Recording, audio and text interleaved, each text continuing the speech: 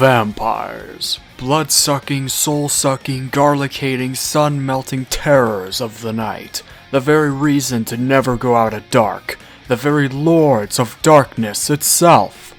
Fuck that, let's make them hot. That I'm sure was what the pitch was like for the Twilight movies, and so after the Twilight movies, there came this sudden trend to parody it, as well as a sudden general interest in vampires, spanning from 2008 to I don't know when, but what I can tell you is that everyone at the dawn of the new decade wanted a piece of that vampire pie. Meat pie, if you will. Scooby-Doo, Abraham Lincoln, dogs, dark shadows, hotels, academies, Fred and Castlevania even did it, and Disney did it even with their forgotten classic series, My Babysitter's a Vampire.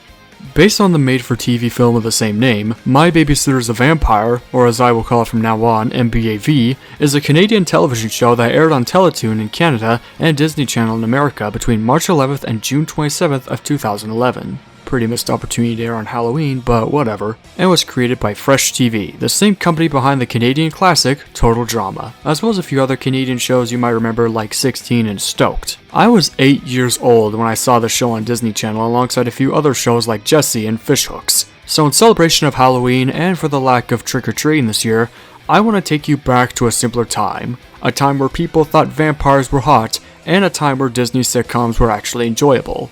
To somebody in elementary school. So the question is MBAV worth a watch this Halloween season?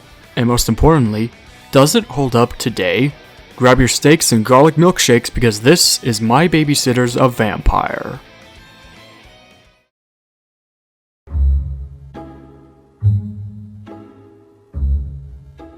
So to those unfamiliar with MBAV, or at least need a quick rundown of the film the show is based on, let me give you a rundown. The story centers on two boys, Ethan and Benny, played by Matthew Knight and Atticus Mitchell respectively. When Ethan is no longer trusted to watch his little sister, his parents hire the titular babysitter Sarah, played by Vanessa Morgan, who turns out to be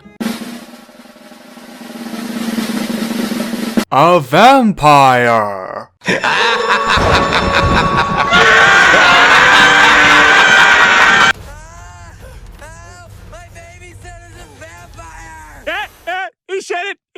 So after dealing with a 1,000-year-old teen cult leader and saving their fellow vampire friends Rory and Erica, our heroes now spend the rest of their lives fighting evil anomalies in the town of Whitechapel. Oh yeah, Ethan has visions and Benny is a spellmaster for some reason.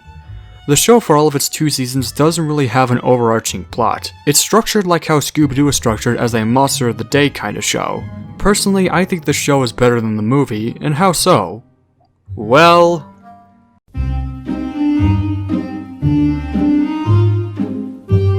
I will admit, I was expecting My Babysitter's a Vampire to be pretty bad. After seeing the film first, spoilers, it's bad, I was expecting the show to follow the same route, but what I got was the opposite. Where the movie was below average, the show is above average. Right at the start, there's nothing really interesting I could say visually about the show, but what I will say is I like how the show is shot. It makes it look more different than the other live-action Disney shows of the time, and Season 2, especially from a visual standpoint, looks better than Season 1. Otherwise, the background sets aren't really anything special. There's not one single background piece in the show that I can say looks good, other than that one time the computer lab was covered in foliage and cables, but even then, the background sets all look bland and stock.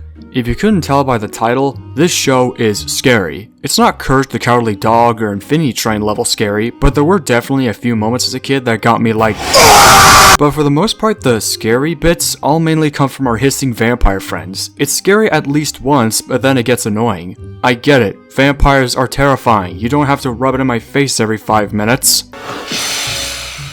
As for the writing, it's basic at best. The characters play off each other well, but one thing I hate about the writing are the references. I hate it when they make nerd characters reference pop culture every few seconds. It's so annoying and all it does is just date the show even more. I don't need to hear constant name drops of properties like Optimus Prime, Thor, Hulk, or Super Nanny. Super Nanny. Season 2 thankfully has less references, but the damage has already been done. The show also has a much more lighthearted tone than the movie. The movie tried so hard to be dark like the Twilight films it was parodying, and it fell like a fucking pancake. The show on the other hand, they went the way of Scooby-Doo and made itself more comedic and nonsensical. It's not laugh out loud funny, but there are some quirky moments here and there. The only time I ever laughed at the show was when the ghost coach was taken to hell, but maybe that's due to the over-the-top acting and bad effects. Speaking of effects, this show has some, and it's hit and miss. When it's practical like the makeup, it's fine, but when it's digital, it's bad. Like, low-budget, shitty YouTuber level bad. The best examples are these vines, that one time Sarah puked out demon goo, or once again, when the ghost coach was taken to hell. One thing that really grinds my gears about NBAV is the world. Given that supernatural events happen in the town of Whitechapel, the show is all show and barely tell. It has the gall to give backstories to its monsters, yet it doesn't have it to explain the logic of its universe. I get that it's a show made for kids and teens, but how the hell did a Mayan crystal skull end up outside an American high school? Or Canadian, I don't know where Whitechapel is. If Ethan has visions, do his parents have visions? Literally no, because they never show it. Then how is he able to have visions? Did he inherit it from his grandpa? And why the hell don't our vampire friends die in the sun? They are seen standing in sunlight. They have the gall to give the vampires their usual weaknesses, but they never explain why they're immune to sunlight. I guess they have limited immunities? How is that possible? This makes no sense! Actually, I think the vampires are not dying in sunlight in these shots is because they're using sunscreen, because at one point in the show we see Erica put on sunscreen in one episode. So I'm pretty sure the vampires are not immune to sunlight, they just use a lot of sunscreen. That's my theory anyway. The world of NBAV is fucked beyond repair, but at least we have the ones on screen to entertain us. Ethan and Benny are both nerds. Ethan is a seer and is able to have visions when being touched, and Benny is a first-rate spellmaster, able to cast spells which often cause hijinks in the show and which he inherited from his grandma. Sarah, Erica, and Rory are vampires. Sarah goes through a bit of an identity crisis in season 1 as she wants to revert back to her normal life before she was bitten. She starts off as a fledgling, so she isn't all vampire until she sucks blood after an encounter with the villain Jesse from the movie, and she becomes whole vampire for the rest of season 2. Erica is my least favorite character in the show. She's a former nerd turned seductive, always hungry badass wannabe, always on the search for food, and I really don't like it when she tries so hard to be badass like the ones who bit her. It comes off as unbearable. Rory, on the other hand, is my favorite character in the show. He's an energetic Chad wannabe, always doing some crazy shenanigans to get the ladies. His dude bro Chad nature makes me enjoy him even more. There are also other characters like Grandma, who is actually the wisest character in the show and is often the source of info on the monsters our heroes face. She's an Earth Sage. Ethan also has a mom and dad. Their parents alright. There's nothing special for me to say about them other than they are the ones who call Sarah the babysitter. Oh yeah, and for a show being named around her, Sarah does barely any babysitting in the show. She does it in a few amount of episodes, but she's mostly seen hanging around school with Erica.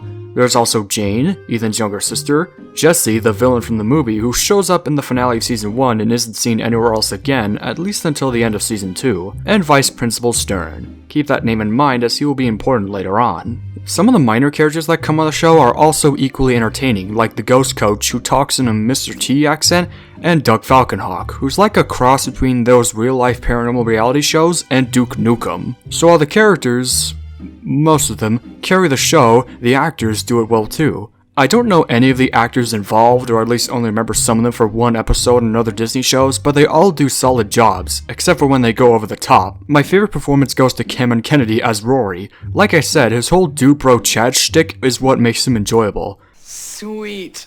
So much easier than remembering Angel 1 and Angel 2. I'll see you gals around. Is this a party? Am I invited? Hey, Sarah! Guess who's the party animal now? Here's a hint. It's me. Ow, ow, ow! I hate that. I know. I found one torrent that's the real deal.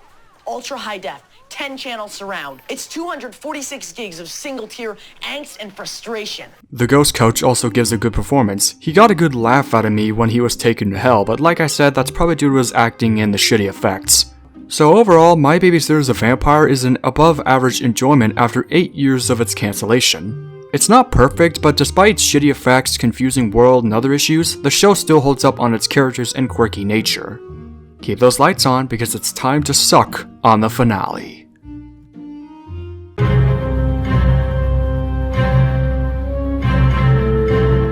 So at one point, our heroes Ethan, Benny, and Sarah are teleported to their own pocket dimensions inhabited by nobody but their worst fears. Evil Sarah, Cyber Dentist, and a hooded magical figure. Through the power of teamwork, our heroes escape, and Ethan tells of this figure to Benny's grandma, who remarks that she doesn't remember adding a figure and that something dark is coming.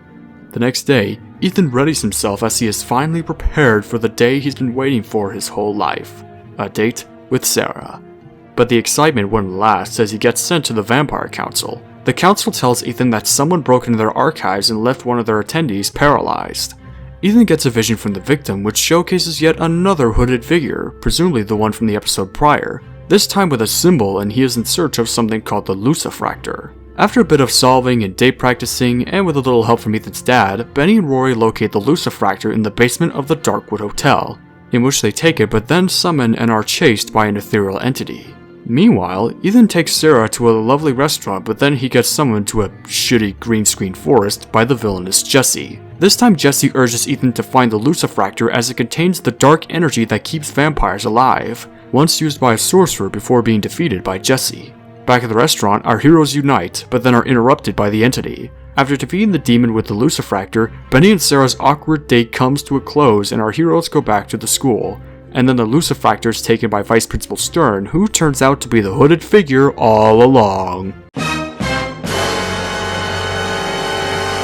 The Vampire Council takes in Benny and Ethan and tells them they have one day to get the Lucifractor back or the school gets raided. We then cut to Stern. Stern's goal this time is to bring about the destruction of all vampires in Whitechapel in the name of his grandfather, the one defeated by Jessie. Benny, disguised as Stern, attempts to find the Lucifractor but is caught by the real Stern and he makes Benny tell the truth. Now knowing it all, Stern gives Benny detention where Ethan finds him and he discovers that Stern knows about them and Stern was Benny in disguise. Ethan runs off and sees Sarah in pure running horror and runs off home. In fact, Ethan sees everyone as rotting horrors due to his overwhelming fear. Meanwhile, the vampires, including Rory and Erica, evacuate Whitechapel, knowing what to come after the taking of the Lucifractor. So after overcoming his fear of losing everyone with a little help from Benny's grandma, and after recruiting the villain Jessie for assistance, our heroes venture off into the night to face Stern.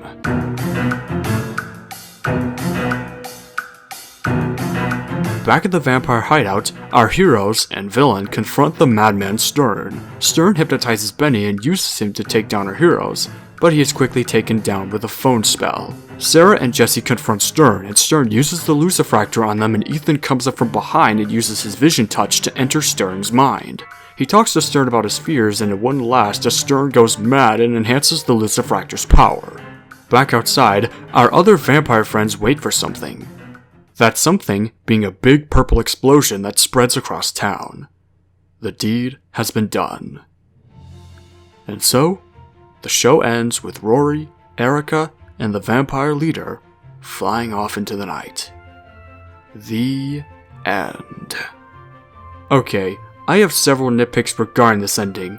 This ending is very not satisfying. In fact, it's probably one of the most disappointing endings I've seen in a TV show. It's kinda like the ending to Dinosaurs where everybody dies and begins the Ice Age, except here, it's more confusing. But then again, I'm pretty sure both of these endings are confusing. Watching the final 2 episodes, I was expecting a true date between Ethan and Sarah to end the show on a proper note and bring all things to an end, only for it all to end so haphazardly. This was something I was hoping would be resolved rewatching the movie and the show. This was something that was hinted at since the movie itself, but it all falls flat and I assume every vampire goes extinct in Whitechapel. Can anybody say going down on a whimper? Stern is also a pretty bad villain. He has a pretty weak motivation, all thanks to the show Barely Tell method I mentioned earlier, and we learn almost nothing about the Lucifractor other than it is a weapon able to destroy vampires. Who was in charge of the Lucifractor before his grandfather? Who made the Lucifractor? Does it affect basically any life other than vampires? I'm done bashing the ending, so let's just get this over with.